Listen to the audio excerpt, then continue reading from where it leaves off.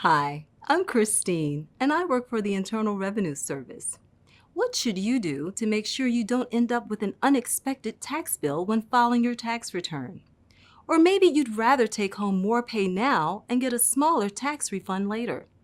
Or what if your family's income changes during the year?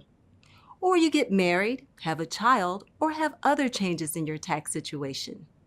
One way to make sure your taxes are right is to use the official IRS tax withholding estimator, available at irs.gov/withholding.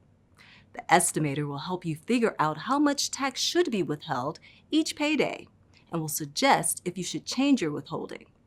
It will ask for information from your most recent pay statements and about any other income you may have.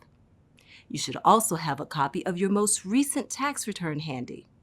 Based on what you enter, it will tell you if you should adjust your withholding and give you instructions on how to do it, including submitting a new Form W-4 to your employer so they can withhold the correct amount of taxes from your pay.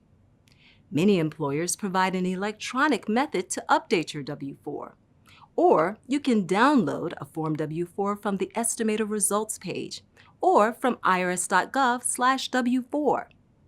The earlier you change your withholding, the more time there is for tax withholding to take place evenly during the rest of the year.